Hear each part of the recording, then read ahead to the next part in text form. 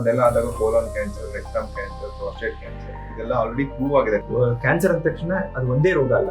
Cancer is not one man show. ಅದು ಯಾವುದೇ ಭಾಗದಲ್ಲಿ ಗಂಟು ಕಾಣಿಸ್ಬೋದು, ಯಾವುದೇ ನೋವಿಲ್ಲದೆ ಇರೋ ಗಂಟು ಕೂಡ ಕ್ಯಾನ್ಸರ್ ಇಲ್ಲ. ಸ್ಟೇಜ್ 1 ಅಥವಾ ಸ್ಟೇಜ್ 3 ಸ್ಟೇಜ್ 1, 2, 3 ಏನಿದೆ, ಮೋಸ್ಟ್ ಆಫ್ ದ ಕ್ಯಾನ್ಸರ್ಸ್ ನಾವು ಕ್ಯೂರ್ ಮಾಡಕ್ಕೆ ಟ್ರೀಟ್ಮೆಂಟ್ ಕೊಡೋದು.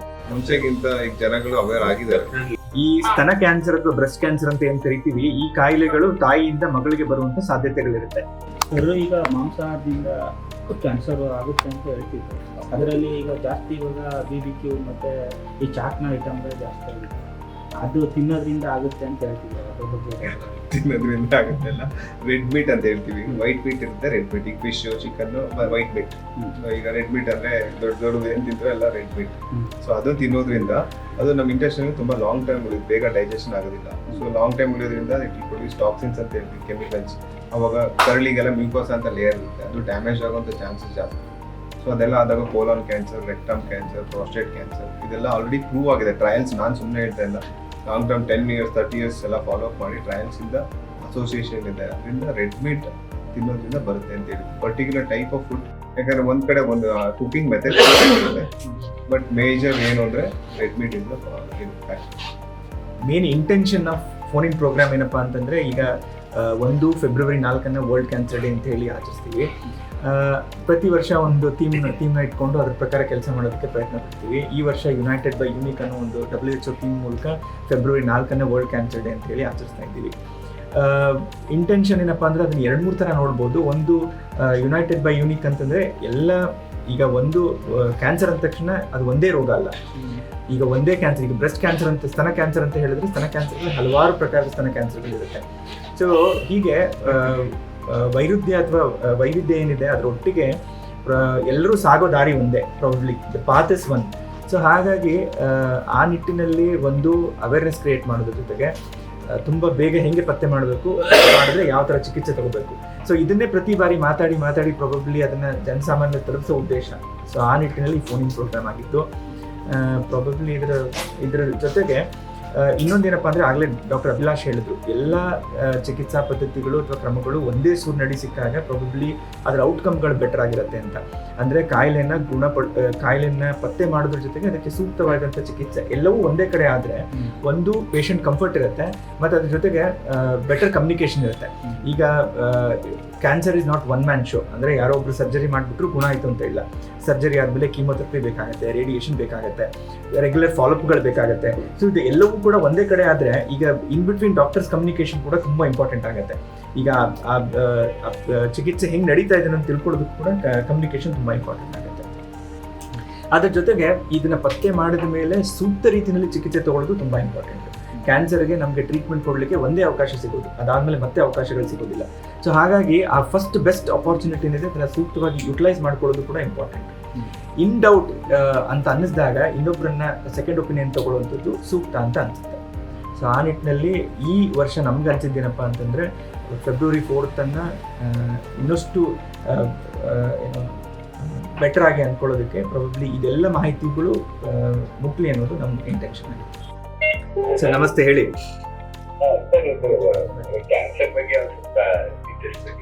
ಹೇಳಿ, ನಾನು ಡಾಕ್ಟರ್ ವಿನಯ್ ಮಾತಾಡೋದು. ನಿಮ್ಮ ಹೆಸರೇನು? ಸತ್ಯಶೀಲ ಅಂತ. ಎಲ್ಲಿಂದ ಕಾಲ್ ಮಾಡ್ತಾ ಇದ್ದೀರಿ? ಬನ್ನಿಮಂಟಪದಿಂದ. ಆಕ್ಚುಲಿ ನಮ್ಮ ಫಾದರ್ಗೆ ಪ್ರೋಸ್ಟೇಟ್ ಕ್ಯಾನ್ಸರ್ ಆಗಿ ಡೆತ್ ಆಗಿದೆ. ಓಕೆ. ನಮ್ಗೆ ಏನದ ಈಗ ಸ್ಟಾರ್ಟಿಂಗ್ ಅಲ್ಲಿ ಅವರಿಗೆ ಜಸ್ಟ್ ಬರೀ ಹೊಟ್ಟೆ ನೋವು ಅಂತಾನೆ ತುಂಬಾ ವರ್ಷ ಹಂಗೆ ಇದ್ ಮಾಡ್ಕೊಂಡೆ ಲಾಸ್ಟ್ ಅಲ್ಲಿ ಹೋದ್ರೆ ಅದು 4th stage ಆಗೋದಿಲ್ಲ. ಸೊ ಅದಕ್ಕೆ ಈಗ ಏನು ಪ್ರಿಕಾಷನರಿ ಮೆಜರ್ಸ್ ಅಂತ ಏನಾರ ಮಾಡ್ತಾರೆ. ಈಗ ನಮಗೂ ಹೆಂಗೆ ಅಂತ ಗೊತ್ತಾಗುತ್ತೆ. ಈಗ ಆ ತರ ಸಿಂಪ್ಟಮ್ಸ್ ಎಲ್ಲ ಏನಾರ ಈಗ ಅದೇ, ಈಗ CA ಪ್ರಾಸ್ಟೇಟ್ ಇದ್ದವರು ಡೆತ್ ಆಗಿದ್ರೆ ಪ್ರಾಬ್ಲಿ ನೀವೇನ್ ಮಾಡ್ಬೋದು ಅಂತಂದ್ರೆ, ರೆಗ್ಯುಲರ್ ಆಗಿ ಸೀರಮ್ PSA ಅಂತ ಹೇಳಿ ಬ್ಲಡ್ ಟೆಸ್ಟ್ ಮಾಡ್ತೀವಿ.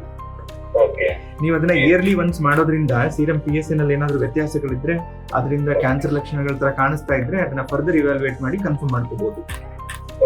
ಅಥವಾ ನಿಮ್ಗೆ ಮೂತ್ರ ಮಾಡುವಾಗ ಏನಾದ್ರು ಸಮಸ್ಯೆಗಳಿದ್ರೆ, ಯೂರಿನರಿ ಪ್ರಾಬ್ಲಮ್ಸ್ ಆಗ್ತಾ ಇದ್ರೆ, ಅಂದ್ರೆ ಮೂತ್ರ ಸರಿಯಾಗಿ ಬರದೇ ಇದ್ರೆ ಅಥವಾ ಮೂತ್ರ ತೊಟ್ಟಿಗ್ತಾ ಇದ್ರೆ, ಈ ತರದ್ ಏನಾದ್ರು ಸಮಸ್ಯೆಗಳಿದ್ರೆ ಆಗ MRI ಮಾಡ್ಕೊಂಡು ಕನ್ಫರ್ಮ್ ಮಾಡ್ಕೋಬೇಕಾಗುತ್ತೆ. ಈಗ ಯಾವ್ದು ಸಿಂಪ್ಟಮ್ಸ್ ಇಲ್ಲ ಅಂತಂದ್ರೆ ಆವಾಗ ಇಯರ್ಲಿ ಒನ್ಸ್ ಬ್ಲಡ್ ಟೆಸ್ಟ್ ಮಾಡೋದು ಸಾಕಾಗುತ್ತೆ. ಜಸ್ಟ್ ಬರೀ ಬ್ಲಡ್ ಟೆಸ್ಟ್ ಇದ್ರಲ್ಲೇ ಗೊತ್ತಾಗುತ್ತೆ ಸರ್. ಬ್ಲಡ್ ಟೆಸ್ಟ್ ಅಲ್ಲಿ ಇಂಡೈರೆಕ್ಟ್ ಹಿಂಟ್ ಇರುತ್ತೆ. ಇನ್ ಕೇಸ್ ಏನಾದ್ರು PSA ರೆಗ್ಯುಲರ್ ಆಗಿ ರೈಸ್ ಆಗ್ತಾ ಇದೆ ಅಂತಂದ್ರೆ ಆಗ ಫರ್ದರ್ ಇವಾಲ್ಯುಯೇಟ್ ಮಾಡಿ ಕನ್ಫರ್ಮ್ ಮಾಡ್ಕೊಬೇಕಾಗುತ್ತೆ. ಓಕೆ ಹಲೋ ಹಲೋ ಹಾ ನಮಸ್ತೆ ಹೇಳಿ. ನಮಸ್ತೆ. ಹಲೋ ಹಲೋ ನಮಸ್ತೆ ಹೇಳಿ, ಕೇಳಿಸ್ತಾ ಇದೆಯಾ? ಸರ್ ಕೇಳ್ತದೆ ಲೈಟ್ ಆಗಿ ಹೇಳಿ. ಸರ್ ಇದು ರವಿ ಅಂತ ಬೆಟ್ಟದಿಂದ. ಹಾ. ಸರ್ ಇದು ಆಂದೋಲನ ಅಡ್ವರ್ಟೈಸ್ಮೆಂಟ್ ಇದೆ. ಹೌದು. ಹಾ ಅದು ಕ್ಯಾನ್ಸರ್ ಬಗ್ಗೆ ಸರ್ ಅದು ಸಿಂಟಮ್ಸ್ ಇರುತ್ತೆ ಸರ್ ಕ್ಯಾನ್ಸರ್. ಅದೇ ಕ್ಯಾನ್ಸರ್ ಏನಂದ್ರೆ ಎಲ್ಲರಿಗೂ ಸೇಮ್ ಸಿಂಟಮ್ಸ್ ಇರೋದಿಲ್ಲ. ಕ್ಯಾನ್ಸರ್ ಈಗ ಶರೀರದ ಯಾವ ಭಾಗಕ್ಕಾಗಿರೋದ್ರ ಮೇಲೆ ಡಿಪೆಂಡ್ ಆಗುತ್ತೆ. ಈಗ ಬಾಯಲ್ಲಿ ಅಥವಾ ಏನದು ನಾಲ್ಗೆ ಭಾಗದಲ್ಲಿ ಆದ್ರೆ ಕೆಲವೊಂಥರ ಗಾಯ ತರ ಸಿಂಟಮ್ಸ್ ಇರುತ್ತೆ. ಆಮೇಲೆ ಈಸೋಫೆಗಸ್ ಅಂತ ಹೇಳ್ತೀವಿ, ಸ್ಟಮಕ್ ಅಂತ ಹೇಳ್ತೀವಿ. ಅದೇನಾದ್ರು ಇದ್ರೆ ಅವ್ರಿಗೆ ಊಟ ಮಾಡೋದ್ರಲ್ಲಿ ತೊಂದರೆ ಆಗೋ ಚಾನ್ಸಸ್ ಇರುತ್ತೆ. ಈಗ ಲಂಗ್ ಕ್ಯಾನ್ಸರ್ ಏನಾದ್ರು ಇದ್ರೆ ಕೆಮ್ಮು ಬರುವಂಥದ್ದು. ಈಗ ಬ್ಲಡ್ ಕ್ಯಾನ್ಸರ್ಸ್ ಎಲ್ಲ ಇದ್ರೆ ಅವ್ರಿಗೆ ಏನು ಜಸ್ಟ್ ಫೀವರ್ ಬರ್ತಾ ಇರುತ್ತೆ. ಆಮೇಲೆ ವೇಟ್ ಲಾಸ್ ಆಗುವಂತ ಸಿಂಟಮ್ಸ್ ಇರುತ್ತೆ.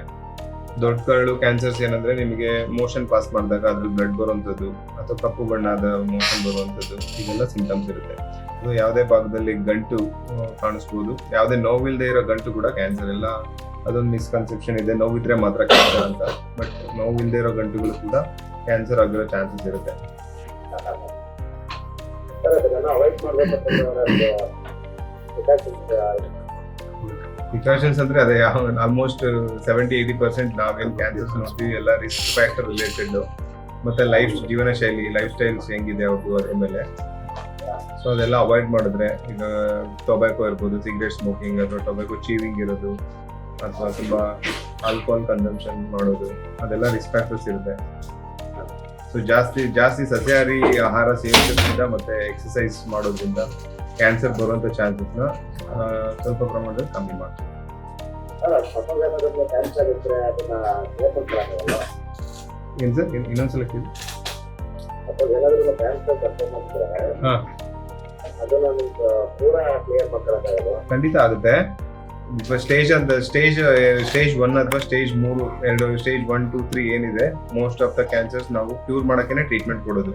ಸ್ಟೇಜ್ 1, ಸ್ಟೇಜ್ 2 ಆಲ್ಮೋಸ್ಟ್ ಕ್ಯೂರ್ ತುಂಬಾ ಚಾನ್ಸಸ್ ಇರುತ್ತೆ, ಪರ್ಸೆಂಟೇಜ್ ಜಾಸ್ತಿ ಆಗೋದಕ್ಕೆ. ಸೊ ಎಲ್ಲ ಕ್ಯಾನ್ಸರ್ಸ್ ಈಗ 3ನೇ ಸ್ಟೇಜ್ ತನಕ ಇದ್ದಾಗ ಆಲ್ಮೋಸ್ಟ್ ತುಂಬಾ ಕ್ಯಾನ್ಸರ್ಸ್ ಕ್ಯೂರ್ ಆಗೋ ಚಾನ್ಸಸ್ ಇದೆ. ಓನ್ಲಿ ಅದು ಸ್ಟೇಜ್ 4 ಆದ್ರೆ ಈಗ ಸ್ಟೇಜ್ 4 ಆಗಿರೋರು ಕೂಡ ನಾವು ಆಲ್ಮೋಸ್ಟ್ ಕೆಲವೊಂದು ಕಡೆ ನಾವು ಕ್ಯೂರಿಗೆ ಟ್ರೈ ಮಾಡ್ತೀವಿ. ಇಲ್ಲಾಂದ್ರೆ ಅವ್ರಿಗೆ ಸ್ಟೇಜ್ 4 ಪೇಷಂಟ್ಸ್ ಅಲ್ಲಿ ತುಂಬಾ ಡಿಸೀಸ್ ಮುಂದೆ ಪ್ರೋಗ್ರೆಸ್ ಆಗ್ತಿರೋ ತರ ಕಂಟ್ರೋಲ್ ಮಾಡೋಕೆ ಟ್ರೈ ಮಾಡ್ತೀವಿ.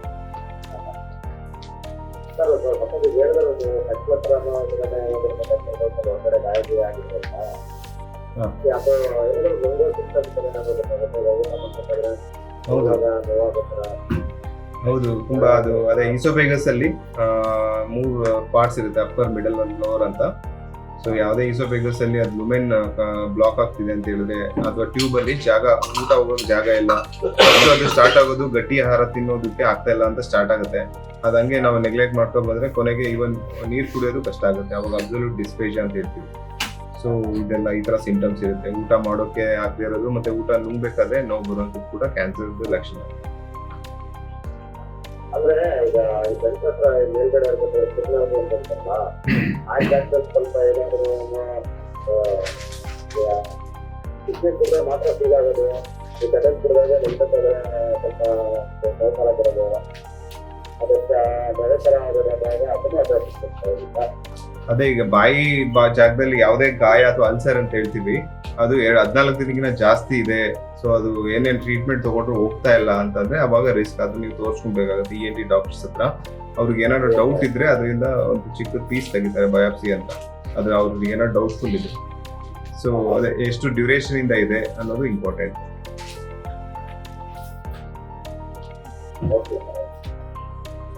Okay, thank you. ಮೇಜರ್ ಮೀಡಿಯಾನೇ ನಾವು ಎಷ್ಟೇ ಹೇಳ್ಬೋದು, ಬಟ್ ಅದು ಜನಗಳ ತನಕ ರೀಚ್ ಆಗ್ತದೆ ನೀವೇ.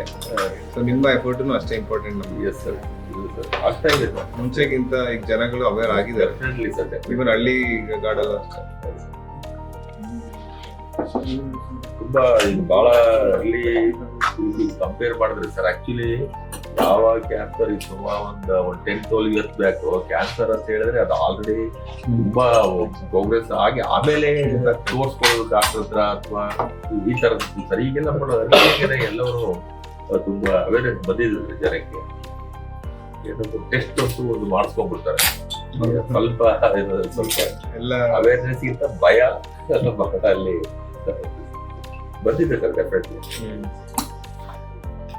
ಇವರು ಹಳ್ಳಿಗಳಲ್ಲಿ ಕೂಡ ಅಷ್ಟೇ ಪ್ರದೇಶದಲ್ಲೂ ಕೂಡ ಮೇಜರ್ ಪಾರ್ಟ್ ಅದ್ರಲ್ಲಿ ಮೀಡಿಯಾನೇ, ಈ social media, news paper, TV. So ನೀವು ಕ್ಯಾನ್ಸರ್ ರಿಲೇಟೆಡ್ ಏನೋ ಜಾಸ್ತಿ ಪ್ರೋಗ್ರಾಮ್ ಮಾಡಿದ್ರೆ ಇದು yes, ಆಗುತ್ತೆ. ಏನ್ ಮಾಡ್ಬೇಕಂತ ನಿಮ್ಮ ಸಜೆಷನ್? ಅಲ್ಲಿಗೆ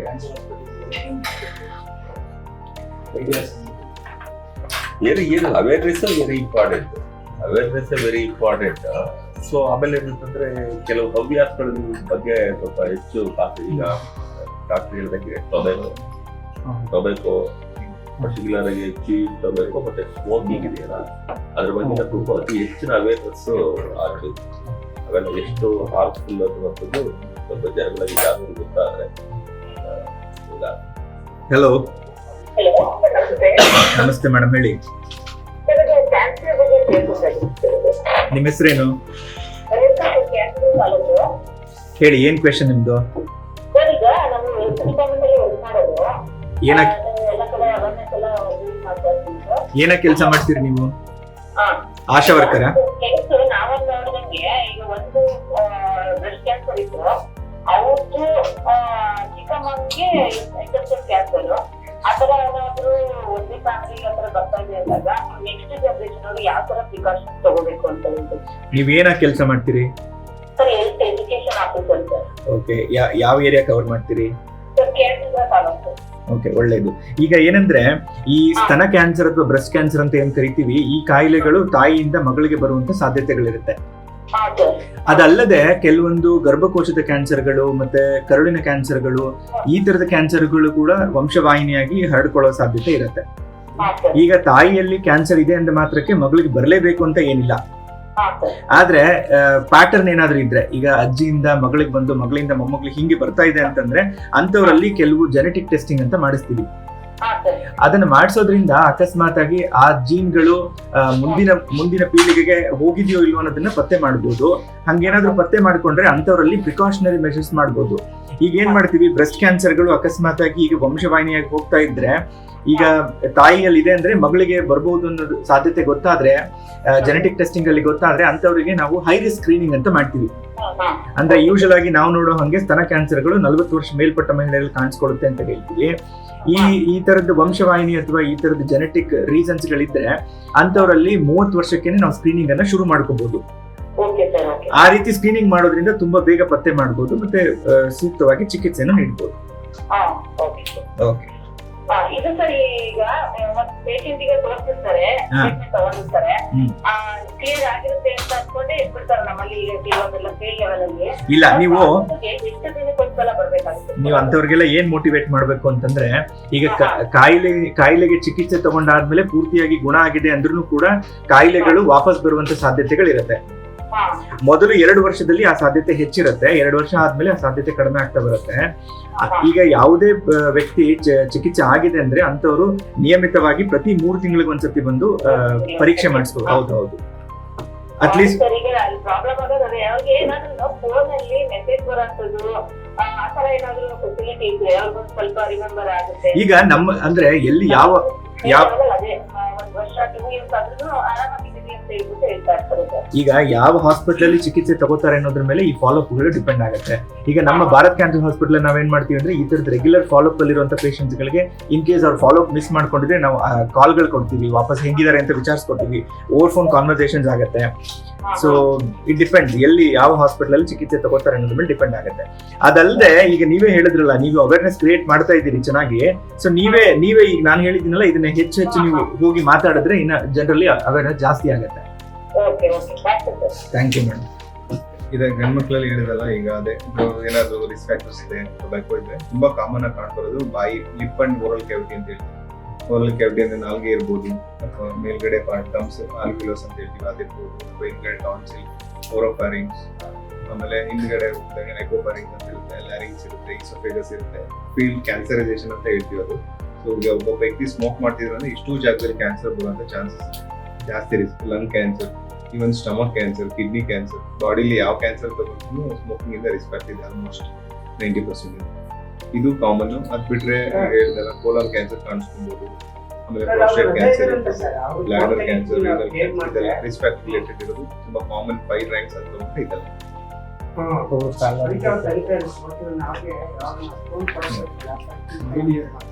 ಮಹಿಳೆಯರಲ್ಲಿ ನಂಬರ್ 1 ಕ್ಯಾನ್ಸರ್ ಈಗ ಬ್ರೆಸ್ಟ್ ಕ್ಯಾನ್ಸರ್, ಸ್ತನ ಕ್ಯಾನ್ಸರ್ ನಂಬರ್ 1 ಇಂಡಿಯಾದಲ್ಲಿ ತಗೊಂಡ್ರೆ.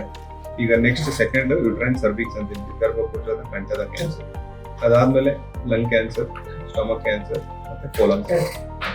ಆಮೇಲೆ ಹೆಣ್ಮಕ್ಳಲ್ಲಿ ಓರಿ, ಅದು 3rd or 4th ರ್ಯಾಂಕ್ ಅಲ್ಲಿ ಇರುತ್ತೆ, ಅಂಡಾಶಯ ಅಂತ ಹೇಳಿ. ಆಗ್ತಾ ಇದೆ ಬಟ್ ಅನ್ಕೊಂಡ್ ಮಟ್ಟಲ್ಲಿ ಆಗ್ತಾ ಇದೆ. ಮೊದಲು ಕಂಪೇರ್ ಮಾಡಿದ್ರೆ ಇವಾಗ ತುಂಬಾ ಇದೆ, ಜಾಸ್ತಿ ಆಕ್ಚುಲಿ. ಜನಕ್ಕೆ ಈಗ ತುಂಬಾ ಕೇಳಿ ಮೊದಲೆಲ್ಲ ಎಲ್ಲೋ ಅಲ್ಲೊಂದು ಇಲ್ಲೊಂದು ಕೇಸ್ ಕೇಳ್ತಾ ಇದ್ವಿ, ಇವಾಗ ಅಕ್ಕಪಕ್ಕದ ಮನೇಲಿ ತುಂಬಾ ಕೇಳ್ಬಿಟ್ಟಿರ್ತಾರೆ. ಸೊ ಹಂಗಾಗಿ ಆ ಥರದ್ದು ಏನೇ ಲಕ್ಷಣಗಳಿದ್ವಿ ಯೂಶಲ್ ಬರ್ತಾರೆ. ನಮ್ಮಲ್ಲೇ ಇವಾಗ ನಾವು ತಿಂಗಳಿಗೆ ಏನಿಲ್ಲ ಅಂದ್ರೆ ಒಂದು 320 340 ಪೇಷಂಟ್ ನೋಡಿದ್ರೆ ಅದ್ರಲ್ಲಿ ಒಂದು 10-15 ಪೇಷಂಟ್ಗಳು ನಿಂಗೆ ಡೌಟಲ್ಲೇ ಬಂದಿರ್ತಾರೆ, ಏನಾದ್ರು ಇದೆಯಾ ಹೆಂಗೆ ಅಂತ ಹೇಳಿ.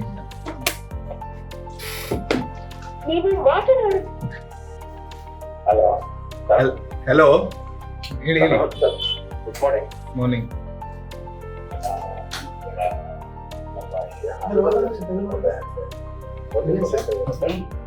ಸರ್ ಹೇಳಿ, ಕೇಳಿಸಿಲ್ಲ ಸರ್. ಸಾರಿ, ಎಲ್ಲಿಂದ ಫೋನ್ ಮಾಡ್ತಿದ್ದೀರಾ?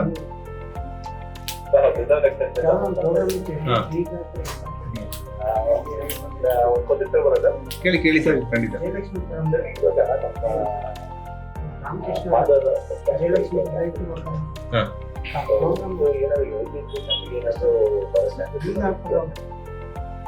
ಅದೇ ಯಾವ ಕ್ಯಾನ್ಸರ್ ಇತ್ತು ಸರ್ ನಿಮ್ಮ ತಂದೆಯವ್ರಿಗೆ? ಓಕೆ. ಅದೇ ಟ್ರೀಟ್ಮೆಂಟ್.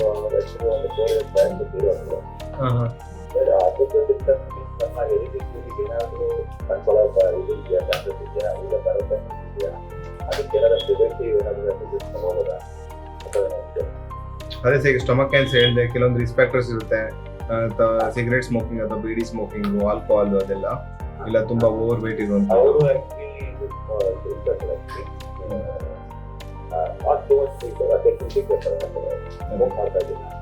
ಓಕೆ.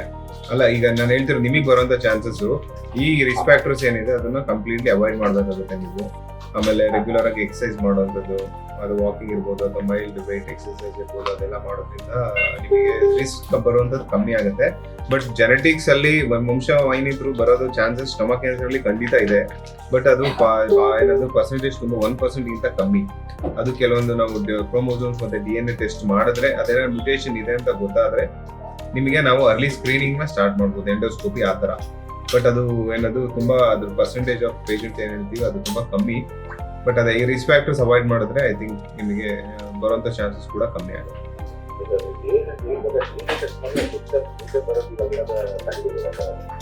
ಕಂಡುಹಿಡಿಬಹುದು. ಅದೇ DNA ಅಲ್ಲಿ ನಮ್ ಕೆಲವೊಂದು ಮ್ಯೂಟೇಷನ್ಸ್ ಇರುತ್ತೆ, ಅದನ್ನ ನಾವು NGS ಅಥವಾ ಏನದು ಫಿಶ್ ಅಂತ ಹೇಳ್ತೀವಿ, RT-PCR ಆ ಟೆಕ್ನಿಕ್ ಯೂಸ್ ಮಾಡ್ಕೊಂಡು ನಿಮಗೆ ಆ ಮ್ಯೂಟೇಷನ್ ಇದೆಯಾ ಇಲ್ಲ ಅಂತ ನಮಗೆ ಗೊತ್ತಾಗುತ್ತೆ.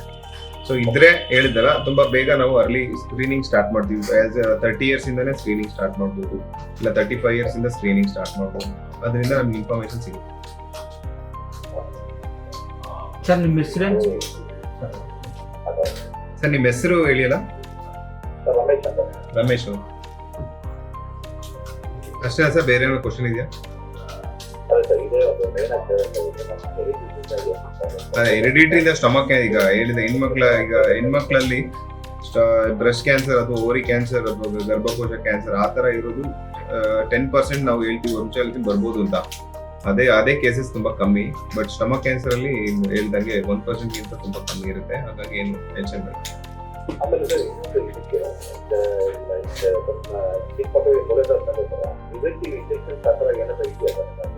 At present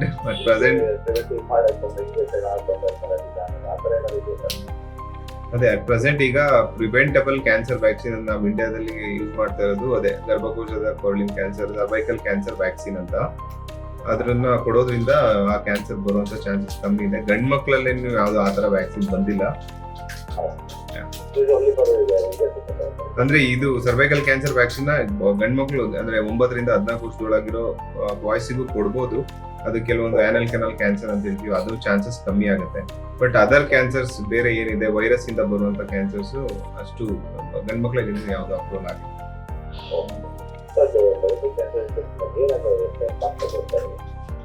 ಅದು ಕಾಸ್ಟ್ ನಮ್ಮ ಹಾಸ್ಪಿಟಲ್ ಅಲ್ಲೇ ಕೊಡ್ತೀವಿ. ಒಂದು 2 ಡೋಸಸ್ ತಗೋಬೇಕಾಗುತ್ತೆ. ಪರ್ ಡೋಸ್ ಐ ಥಿಂಕ್ 2,000 ರೂಪಾಯಿ ಆಗ್ಬೋದು.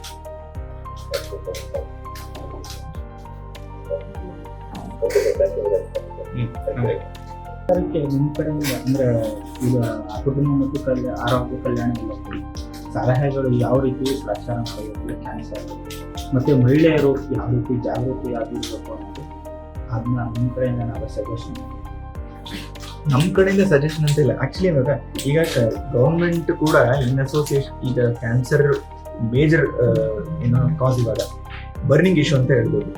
ಈಗ ಇದನ್ನ ಕಡಿಮೆ ಮಾಡೋದಕ್ಕೆ ಒಂದು ಯಾವ ರೀತಿ ಅದನ್ನ ಅರ್ಲಿ ಡಯಾಗ್ನೋಸ್ ಮಾಡಬೇಕು, ಡಯಾಗ್ನೋಸ್ ಮಾಡಿದ್ಮೇಲೆ ಹೆಂಗೆ ಅದನ್ನ ಟ್ರೀಟ್ ಮಾಡಬೇಕು, ಇನ್ ಕೇಸ್ ಟ್ರೀಟ್ ಮಾಡಕ್ ಆಗಿಲ್ಲ ಅಂದ್ರೆ ಅಂಥವ್ರಿಗೆ ಹೆಂಗೆ ಪ್ಯಾಲಿಯೇಟಿವ್ ಕೇರ್ ಕೊಡ್ಬೇಕು, ಅಂದ್ರೆ ಎಂಡ್ ಆಫ್ ಲೈಫ್ ಸಪೋರ್ಟ್ ಹೆಂಗೆ ಕೊಡ್ಬೇಕು, ಇದೆಲ್ಲದ್ರ ಮೇಲೆ ಕ್ಯಾನ್ಸರ್ ಗೌರ್ಮೆಂಟ್ ತಾನೊಂದೇ ಕೆಲಸ ಮಾಡೋದಂದ್ರೆ ಹಲವಾರು ಸಂಘ ಸಂಸ್ಥೆಗಳ ಜೊತೆಗೆ ಕೆಲಸ ಮಾಡ್ತಾರೆ.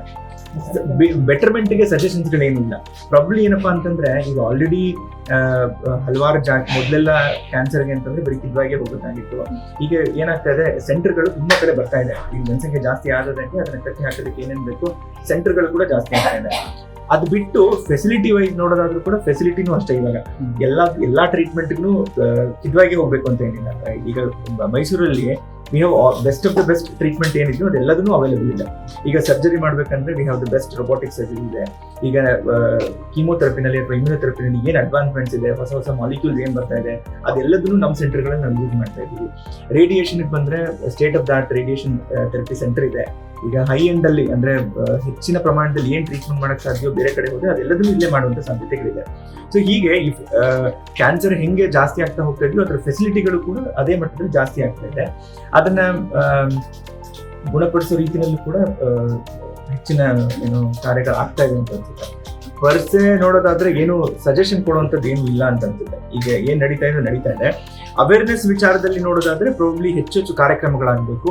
ಇನ್ನಷ್ಟು ಜನಸಾಮಾನ್ಯನ ಮುಟ್ಟೋ ಹಂಗೆ ಪ್ರಾಬಬ್ಲಿ ಈಗ ಒಂದು ಪಾಕೆಟ್ ಆಫ್ ಇನ್ಫಾರ್ಮೇಶನ್ ಏನಿದೆ ಅದು ಬರೀ ಅರ್ಬನ್ ಅಲ್ಲಿ ಮಾತ್ರ ಇರುತ್ತೆ.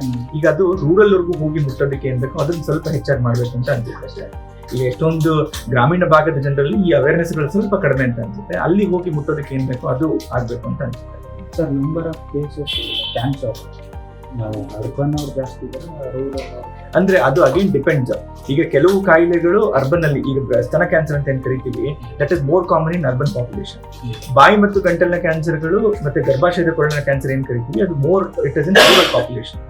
ಮೈಸೂರಿನ ಲೆಕ್ಕಕ್ಕೆ ಅಥವಾ ಮೈಸೂರಿನ ಸುತ್ತಮುತ್ತ ಹೋಲಿಸ್ಕೊಳ್ಳೋದಾದ್ರೆ ಹೆಚ್ಚು ನಾವು ಏನ್ ನೋಡ್ತೀವಿ ಗರ್ಭಾಶಯದ ಕೊರಳಿನ ಕ್ಯಾನ್ಸರ್ನ ರೂರಲ್ ಪಾಪ್ಯುಲೇಷನ್ ದಾನೇ ನೋಡ್ತೀವಿ, ರೂರಲ್ ಪಬ್ಲಿಕ್ ಇಂದ. ಮತ್ತೆ ಸ್ತನ ಕ್ಯಾನ್ಸರ್ಗಳು more of urban women disease.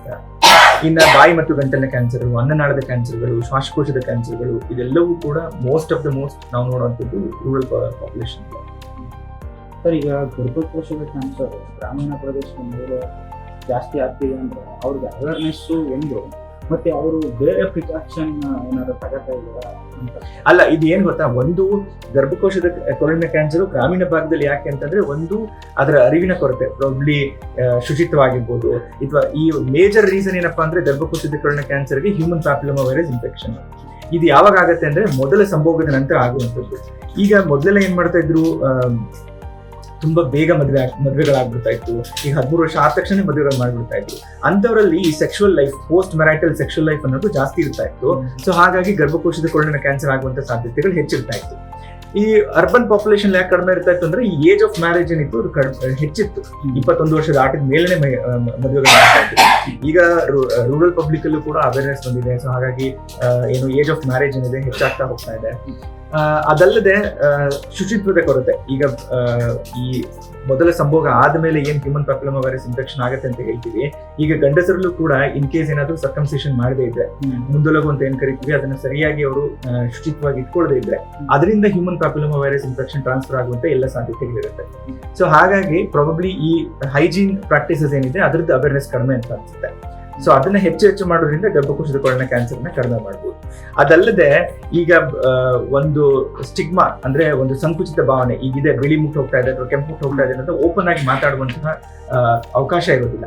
So ಹಾಗಾಗಿ ಹೆಚ್ಚು ಮಹಿಳೆಯರು ತುಂಬಾ ಕೊನೆ ಹಂತಗಳಲ್ಲಿ ಯಾಕೆ ಬರ್ತಾರೆ ಅಂದ್ರೆ ಇದನ್ನ ಬೇಗ ಹೇಳ್ಕೊಳ್ದೇ ಇರೋದ್ರಿಂದ ಕೊನೆ ಹಂತಗಳಲ್ಲಿ ಬರ್ತಾರೆ. ಹಲೋ ಹಲೋ, ನಮಸ್ತೆ, ಹೇಳಿ, ಏನ್ ನಿಮ್ಮ ಹೆಸರು? ಹಾ ಡಾಕ್ಟ್ರೇ ಮಾತಾಡ್ತಿರೋದು ಹೇಳಿ. ನಾನು ಡಾಕ್ಟರ್ ಅಭಿಲಾಷ್ ಮಾತಾಡ್ತಿರೋದು ಹೇಳಿ.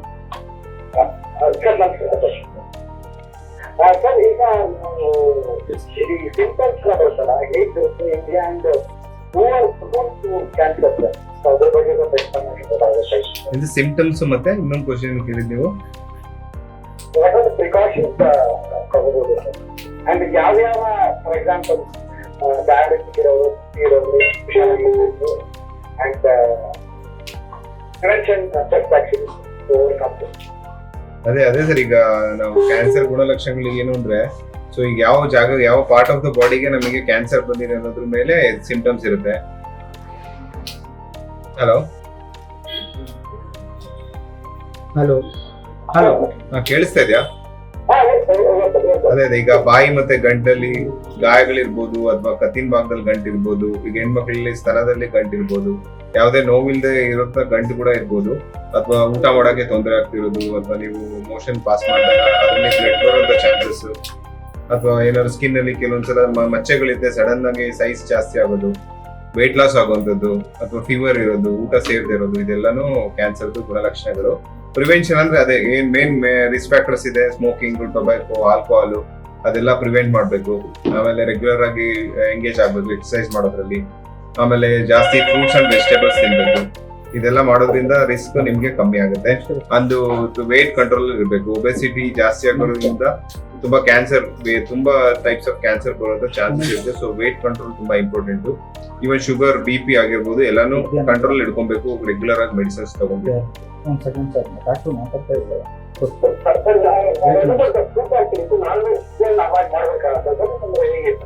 ಸರ್ ಏನಂದ್ರೆ ನಾನ್ ವೆಜ್ ಅಂದ್ರೆ ಈಗ ರೆಡ್ ಮೀಟ್ ಅಂತ ಹೇಳ್ತೀವಿ. ಸೊ ರೆಡ್ ಮೀಟ್ ಜಾಸ್ತಿ, ಅದೇ ರೆಡ್ ಮೀಟ್ ಅಂತ ಹೇಳ್ತೀವಿ. ಆಕ್ಚುಲಿ ರೆಡ್ ಮೀಟ್ ತಿನ್ನೋದ್ರಿಂದ ಏನಾದ್ರು ಕೆಲವೊಂದು ಕ್ಯಾನ್ಸರ್ ಬರುವಂತ ಚಾನ್ಸಸ್ ಜಾಸ್ತಿ. ಕೋಲಾನ್ ಅಂತ ಹೇಳ್ತೀವಿ, ರೆಕ್ಟಮ್ ಅಥವಾ ಏನಾದ್ರು ಏನಲ್ ಕೆನಾಲ್ ಇರ್ಬೋದು, ಇವನ್ ಸ್ಟೊಮಕ್ ಕ್ಯಾನ್ಸರ್ ಇರ್ಬೋದು.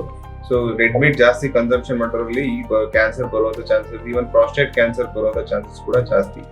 ಫಿಶ್ ಅಥವಾ ಏನು ಫಿಶ್ ತಿನ್ನೋದ್ರಿಂದ ಏನಿಲ್ಲ, ಅದರಿಂದ ಸ್ವಲ್ಪ ಬೆನಿಫಿಟ್ ಇರ್ಬೋದು. ಬಟ್ ರೆಡ್ ಮೀಟ್ ಅವಾಯ್ಡ್ ಮಾಡಿದ್ರೆ ತುಂಬಾ ಒಳ್ಳೇದು. ಮತ್ತೆ ಸುಟ್ಕೊಂಡು ಚಾರ್ಡ್ ಅಂತ ಹೇಳ್ತಾರಲ್ಲ, ಸುಟ್ಬಿಟ್ಟು ತಿನ್ನೋದು, ಅದೆಲ್ಲ ಮಾಡೋದು ಹೌದು.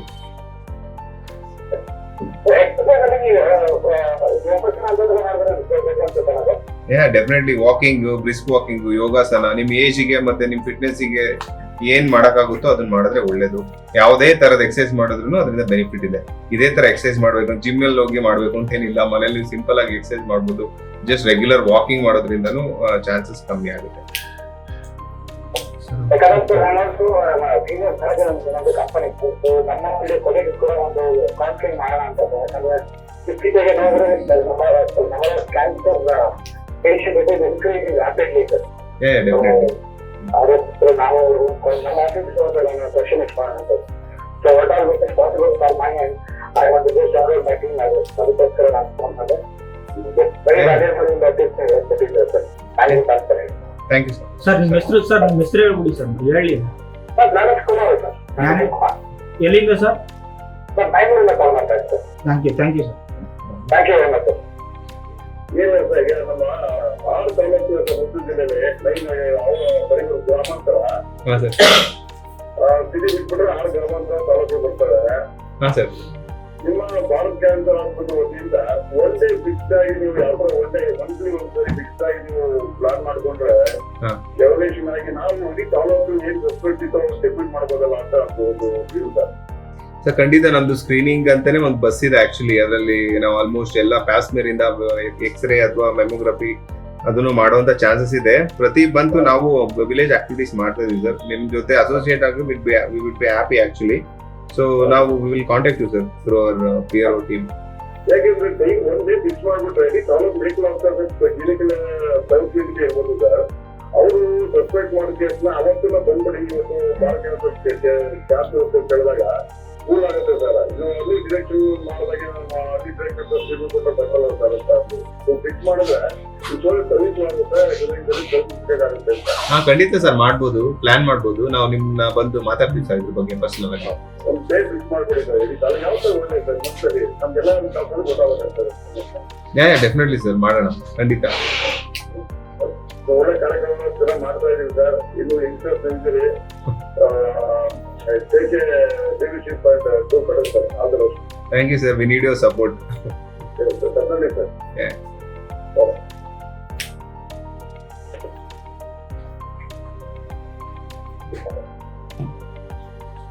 ಸರ್ ಈಗ ಭಾರತ್ ಕ್ಯಾನ್ಸರ್ ಹಾಸ್ಪಿಟಲ್ ವ್ಯಾಕ್ಸಿನ್ ಎಷ್ಟೋ ಜನ ಹಾಕ್ಸಿದ್ದಾರೆ.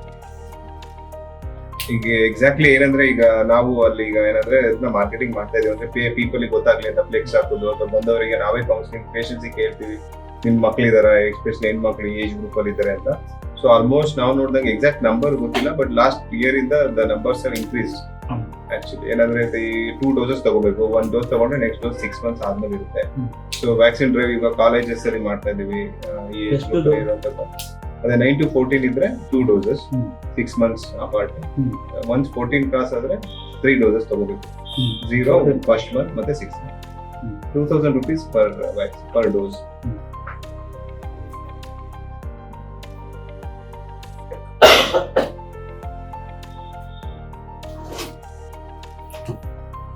ರೋಬೋಟಿಕ್ ಆಪರೇಷನ್ಗಳು ಆಗಿವೆ ಸರ್ ಈಗ ಆಸ್ಪತ್ರೆ. ಈಗ ರೋಬೋಟಿಕ್ಸ್ ಬಂದು 2 ತಿಂಗಳಾಗಿದೆ. ನಾವು ಇಬ್ರು ಸರ್ಜನ್ಸ್ ಅಲ್ಲ, ಬಟ್ ಸ್ಟಿಲ್ 2 ತಿಂಗಳಾಗಿದೆ. 2 ತಿಂಗಳಲ್ಲಿ ಸರಿ ಸುಮಾರು 25 ಕೇಸಸ್ ಮಾಡಿದ್ದಾನೆ. And all of the cases are being successful. Basic benefit ಏನಪ್ಪಾ ಅಂತಂದ್ರೆ, ಒಂದು ಕ್ವಿಕ್ ರಿಕವರಿ. ಅಂದ್ರೆ ಇವಾಗ ಅಡ್ಮಿಷನ್ ಆಗಿರ್ತಾರೆ, ಸೊ ಕಟ್ ಮಾಡಿ ಓಪನ್ ಮಾಡುವಂಥದ್ದು ಇರೋದಿಲ್ಲ, ಈ ಕೀ ಹೋಲ್ ಸರ್ಜರೀಸ್ ಮಾಡ್ತೀವಿ. ಸೊ ಹಾಗಾಗಿ ಕ್ವಿಕ್ ರಿಕವರಿ ಇರುತ್ತೆ ಮತ್ತೆ ಕ್ವಿಕ್ ಡಿಸ್ಚಾರ್ಜ್ ಇರುತ್ತೆ. ಸೊ ಹಾಸ್ಪಿಟಲ್ ಸ್ಟೇ ಕಡಿಮೆ ಆಗುತ್ತೆ. ಒಂದು Bharat cancer hospital first Mysuru ರೀಜನ್ಗೆ ಭಾರತ್ ಕ್ಯಾನ್ಸರ್ ಹಾಸ್ಪಿಟಲ್ ಫಸ್ಟ್. ಬೇರೆ ಯಾವ ಹಾಸ್ಪಿಟಲ್ ಇದೆ? ಶಿವರಾಜ್ ಕುಮಾರ್ ಅವರಿಗೆ ಗುಜರಾತ್ ಕ್ಯಾನ್ಸರ್, ಅವರು ಅಮೆರಿಕಕ್ಕೆ ಹೋಗ್ಬೇಕು ಅನ್ಸಲ್ಲ, ಅಂದ್ರೆ ಇಲ್ಲಿ ಆತರ quality Africa will tell you later. ಅಂದ್ರೆ ಫೆಸಿಲಿಟೀಸ್ ಇದೆ, ಫೆಸಿಲಿಟೀಸ್ ಇಲ್ಲ ಅಂತ ಇಲ್ಲ. ಈಗ ಏನು ಸರ್ಜರಿಗಳಾಗತ್ತೋ ಅದು ಎಲ್ಲ ಕಡೆಗೂ ಆಗುತ್ತೆ ಸರ್ಜರಿ. ಸೊ ಎಷ್ಟು ಹೈ ವಾಲ್ಯೂಮ್ ಸೆಂಟರ್ ಅಲ್ಲಿ ಮಾಡ್ತೀರಾ ಕಾಂಪ್ಲಿಕೇಟೆಡ್ ಸರ್ಜರೀಸ್ ನ, ಈಗ 100 ಕೇಸ್ ಮಾಡಿದವ್ರಿಗೆ ಜಾಸ್ತಿ ಎಕ್ಸ್ಪೀರಿಯನ್ಸ್ ಇರುತ್ತಲ್ಲ 10 ಕೇಸ್ ಮಾಡಿದವ್ರಿಗಿಂತ. So that makes them like art of the state of the art ಇರುತ್ತೆ. ಆ ತರ ಕೇಸ್ ಇಲ್ವೇ? ರೆಗ್ಯುಲರ್ ಆಗಿ ನಾವು ಎವ್ರಿ ಡೇ ನೋಡ್ತಾ ಇದ್ದೀವಿ ಕೇಸಸ್. ಆಸ್ಪತ್ರೆ ಬಗ್ಗೆ ಹೇಳಂಗಿಲ್ಲ ಸರ್, ಏನಾದ್ರು ಹೊಸ ಆವಿಷ್ಕಾರ ಹೊಸ ಮಾಡಿದ್ರು, ಇಂಟ್ರೊಡ್ಯೂಸ್ ಮಾಡಿದ್ರು. ರೋಬೋಟಿಕ್ ಬಗ್ಗೆ ಲಾಸ್ಟ್ ಟೈಮ್ ಮಾತಾಡಿದ್ದೀರಾ? ಅದು ಬಿಟ್ರೆ ಈಗ ಮೈಸೂರಲ್ಲಿ ಸಿಂಗಲ್ ಸೆಂಟರ್, ಒಂದು ಕ್ಯಾನ್ಸರ್ ರಿಲೇಟೆಡ್ ಟ್ರೀಟ್ಮೆಂಟ್ ಇರುವಂತ ಒಂದೇ ಸೆಂಟರ್ ಭಾರತ್ ಕ್ಯಾನ್ಸರ್ ಹಾಸ್ಪಿಟಲ್. ಅದೇ ಕಾಂಪ್ರಿಹೆನ್ಸಿವ್ ಕ್ಯಾನ್ಸರ್ ಕೇರ್ ಅಂತ ಹೇಳ್ತೀವಿ. ಕ್ಯಾನ್ಸರ್ ಬಿಟ್ಟರೆ ಬೇರೆ ಯಾವ ಸ್ಪೆಷಾಲಿಟಿ ಇರೋದಿಲ್ಲ. So everything under one roof. Pet city ಇಂದ ಇರ್ಬೋದು, ರೋಬೋಟಿಕ್ ಸರ್ಜರೀಸ್ ಇರ್ಬೋದು, IR chemotherapy, radiation therapy, state of the art treatment ಇರುತ್ತೆ. ಸೊ ಪೇಷಂಟ್ ಕಾರ್ಡಿಯಾಲಜಿಸ್ಟಿಕ್ ವಿಸಿಟಿಂಗ್ ಎಲ್ಲ ಸೂಪರ್ ಸ್ಪೆಷಾಲಿಟೀಸ್ ಕೂಡ ನಮ್ಮಲ್ಲಿದೆ.